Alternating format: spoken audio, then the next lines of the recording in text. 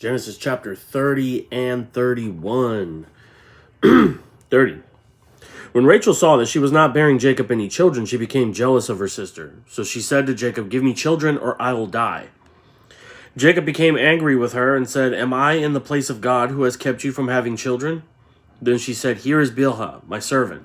Sleep with her so that she can bear children for me, and I too can build a family through her." What?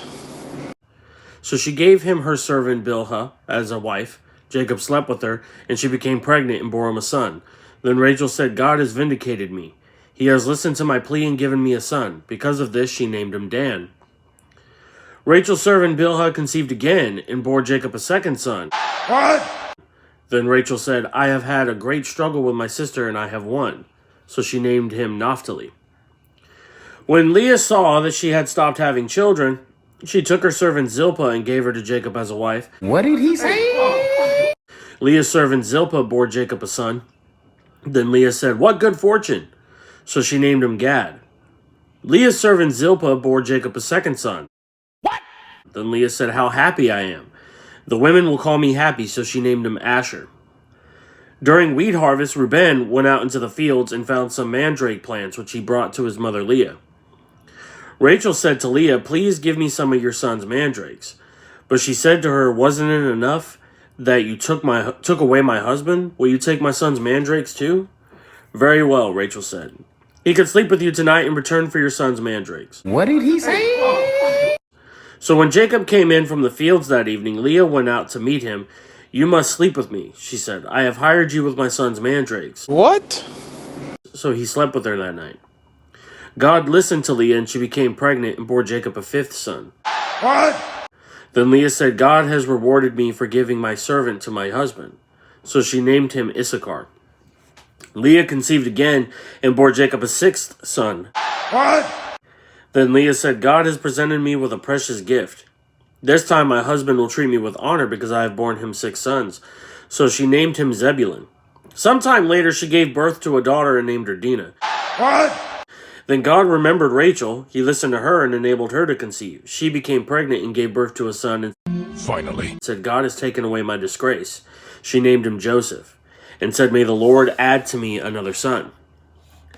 Jacob's flocks increase. After Rachel gave birth to Joseph, Jacob said to Laban, "Send me on my way so I can go back to my own homeland. Give me my wives and children for whom I have served you, and I will be on my way. You know how much work I've done for you."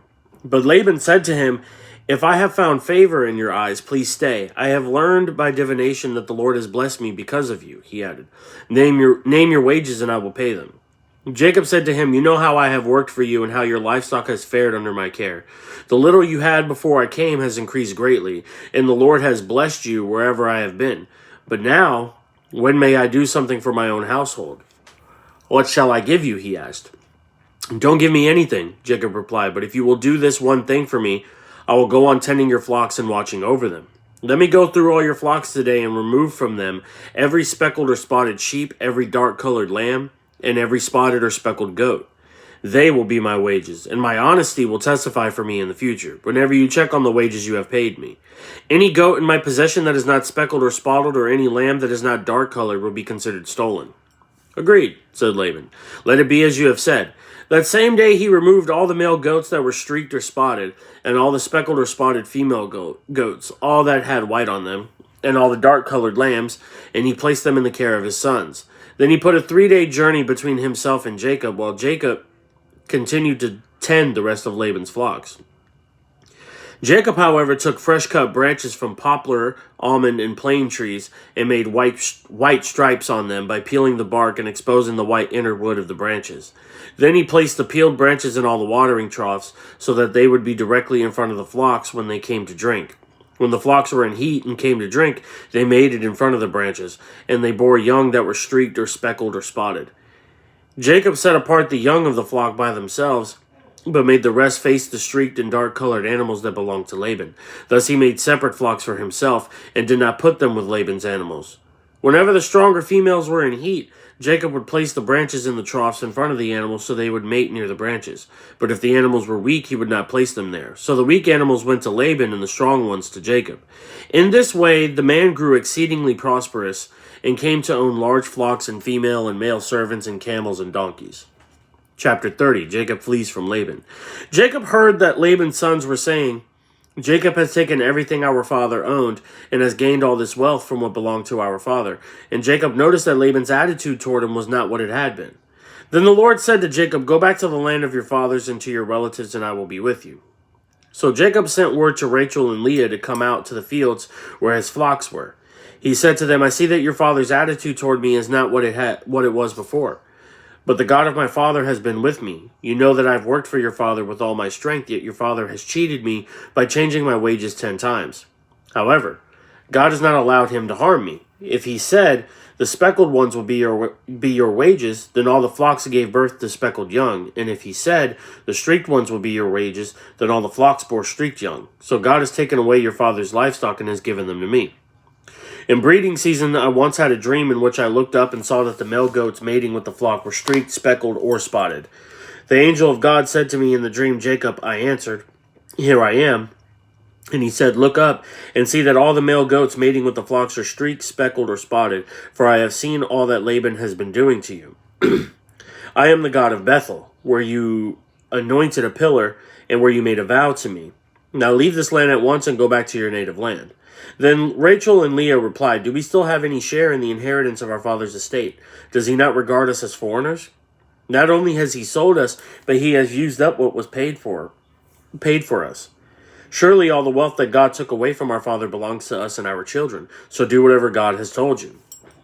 Then Jacob put his children and his wives on camels, and he drove all his livestock ahead of him, along with all the goods he had accumulated in Paddan Aram, to go to his father Isaac in the land of Canaan. When Laban had gone to shear his sheep, Rachel stole her father's household gods. Moreover, Jacob deceived Laban the Aramean by not telling him he was running away. So he fled with all he had, crossed the Euphrates River, and headed for the hill country of Gilead. Laban pursues Jacob. On the third day, Laban was told that Jacob had fled. Taking his relatives with him, he pursued Jacob for 7 days and caught up with them in the hill country of Gilead. Then God came to Laban the Aramean in a dream at night and said to him, be careful not to say anything to Jacob, either good or bad. Jacob had pitched his tent in the hill country of Gilead when Laban overtook him, and Laban and his relatives camped there too. Then Laban said to Jacob, what have you done? You've deceived me, and you've carried off my daughters like captives in war. Why did you run off secretly and deceive me? Why didn't you tell me so I could send you away with joy and singing to the music of timbrels and harps? You didn't even let me kiss my grandchildren and my daughters goodbye. You have done a foolish thing. I have the power to harm you, but last night the God of your father said to me, be careful not to say anything to Jacob, either good or bad. Now you have gone off because you long to return to your father's household, but why did you steal my gods? Jacob answered Laban, I was afraid because I thought you would take your daughters away from me by force. But if you find anyone who has your gods, that person shall not live in the presence of our relatives. See for yourself whether there is anything of yours here with me, and if so, take it. Now Jacob did not know that Rachel had stolen the gods. So Laban went into Jacob's tent and into Leah's tent and into the tent of the 2 female servants, but he found nothing. After he came out of Leah's tent, he entered Rachel's tent. Now Rachel had taken the household gods and put them inside her camel's saddle and was sitting on them. Laban searched through everything in the tent but found nothing. Rachel said to her father, don't be angry, my lord, that I cannot stand in your presence. I'm having my period. So he searched but could not find the household gods. Jacob was angry and took Laban to task. I'm about to end this man's whole career. What is my crime? He asked Laban. How have I wronged you that you hunt me down? Now that you have searched through all my goods, what have you found that belongs to your household? Put it here in front of your relatives and mine and let them judge between the two of us. I have been with you for 20 years now. Your sheep and goats have not miscarried, nor have I eaten rams from your flocks. I did not bring you animals torn by wild beasts. I bore the loss myself, and you demanded payment from me for whatever was stolen by day or night. This was my situation.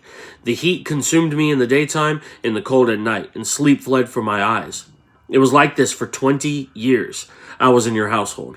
I worked for you 14 years for your $2 and 6 years for your flocks, and you changed my wages 10 times. If the God of my father, the God of Abraham, and the fear of Isaac had not been with me, you would surely have sent me away empty-handed. But God has seen my hardship and the toil of my hands, and last night he rebuked you.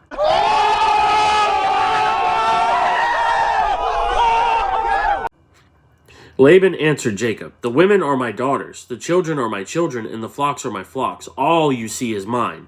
Yet what can I do today about these daughters of mine, or about the children that they have borne? Come now, let's make a covenant, you and I, and let it serve as a witness between us. So Jacob took a stone and set it up as a pillar. He said to his relatives, gather some stones. So they took stones and piled them in a heap, and they ate there by the heap. Laban called it Jegar Sahadutha, and Jacob called it Gilead. Laban said, this heap is a witness between you and me today. That is why it was called Gilead. It was also called Mizpah, because he said, may the Lord keep watch between you and me when we are away from each other. If you mistreat my daughters, or if you take any wives besides my daughters, even though no one is with us, remember that God is a witness between you and me. Laban also said to Jacob, here is this heap, and here is this pillar I have set up between you and me. This heap is a witness, and this pillar is a witness, that I will not go past this heap to your side to harm you, and that you will not go past this heap and pillar to my side to harm me. May the God of Abraham and the God of Nahor, the God of their father, judge between us. So Jacob took an oath in the name of the fear of his father Isaac. He offered a sacrifice there in the hill country and invited his relatives to a meal. After they had eaten, they spent the night there. Early the next morning, Laban kissed his grandchildren and his daughters and blessed them. Then he left and returned home. Chapter 30, verses 1 through 8. Rachel was also having family difficulties because her sister was bearing children while she wasn't. She envied her sister and felt like she was dying inside. Jacob became angry with Rachel and didn't offer much reassurance, other than the true but rather cold reminder that God has withheld offspring from you. So Rachel did what Sarah had done, seeking a human solution to her problem. She offered to Jacob her servant Bilhah as a surrogate mom, who would have kids on her behalf. The plan worked, resulting in 2 sons, Dan and Naphtali. Verse 9 through 13. Not to be outdone, Leah responded in kind, offering her servant Zilpah to Jacob as a surrogate. Her human solution worked as well as Sarah's, and 2 more sons, Gad and Asher, entered the mix. Verse 14 through 24. The sisters' manipulative competition for Jacob's affection continued, this time leading to Reuben's involvement. Finding some mandrakes in the field, which were fruits believed to help women conceive, Reuben brought them to his mother Leah, who agreed to share some with Rachel in exchange for another night with Jacob. Leah conceived again and again, bearing Issachar and Zebulun. Then Rachel finally had her first child, Joseph. The drama between Rachel and Leah, which rivals anything modern soap operas could produce, reveals God's ability to graciously meet our needs in all things. In spite of the sisters' human and sinful approaches to fixing their situations, God still blessed and provided for them. Their sinful tactics continue to make matters confusing and painful, but God was gracious to mitigate against the damage. Verse 25 through 26. Jacob had arrived in Laban's house poor and alone, but by this point God had multiplied him tremendously, so he desired to return to his homeland. Laban, however, knew how beneficial Jacob was to his business. He wanted to strike a deal for Jacob to stay. So Jacob offered to stay if only he could have the speckled or spotted, dark-colored sheep among the lambs and goats. These were considered less valuable, so Laban immediately accepted the deal. He separated the flock to protect his investment, thinking he had, once again, gotten the better of Jacob. Verse 37 through 43. No husbandry manual teaches that animals that breed in the sight of peeled branches produce speckled offspring. Jacob was attempting to selectively breed speckled sheep, but God was the one supernaturally guiding the process. In the end, the weak sheep belonged to Laban and the stronger ones to Jacob, and Jacob became very rich. This is a reminder that it doesn't matter how good a deal seems in human terms, the man on whose side God stands will have the better deal. Chapter 31, verse 1 through 3. Jacob's continued success became an annoyance to Laban, which Jacob recognized. God was using the conflict to call Jacob back to the land of his ancestors and to his family. God often does this, allowing conflicts to create new directions in our lives, breaking off relationships with those who are not moving toward him so that we can pursue him with greater focus. verse 4 through 16. Jacob revealed his plans to his wives, letting them know that God himself had commanded him to get up, leave this land, and return to his native land. Rachel and Leah responded by following Jacob's leadership, proving that the best way for a man to lead his wife is by communicating where God is leading him. Verse 17 through 35. Jacob rallied his family and his flocks and left, not telling Laban that he was fleeing. Laban didn't realize what had happened until 3 days later, but as soon as he did, he rushed after Jacob. A week later, the two parties met, and Laban scolded Jacob for sneaking away, taking his daughters away like prisoners of war. What had most irked Laban, however, was the disappearance of his household gods, which Rachel had stolen on their way out of town. Perhaps she took them because she, like her father, believed they brought good luck. Perhaps she was just paying her father back for the terrible way he had treated her and Jacob. Either way, her theft was risky, and she was only able to cover it up by stashing the idols under a saddle, sitting on it and explaining that she was having her period, and therefore couldn't rise. Verse 36 through 55. Jacob, unaware that Rachel really had committed this crime, went on a counterattack against Laban. He chronicled all of the ways that he had worked hard for Laban, while Laban only took advantage of him.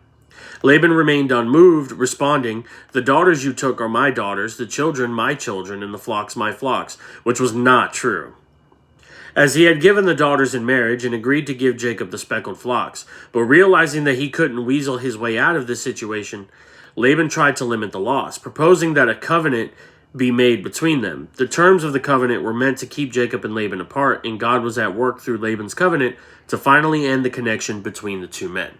And that is the end of chapters 30 and 31. I always laugh during chapter 30 with Rachel and Leah fighting for Jacob's affection. And then it got really confusing with the amount of kids that there were. And who bore who and such. Man, I was going to show a note that I had made about it. I'm probably gonna have to. Again, this is me remaking the Genesis videos. Originally they were on TikTok, so I'm gonna have to find the clip off of TikTok and then plug it in here. So here, and these were my tally marks. I think I ended up giving up because I kept losing track, but I tried, and these are my tally marks, and I still got confused. But I hope everybody learned something. Be sure to like and subscribe. May God bless everyone, and I will see y'all next time.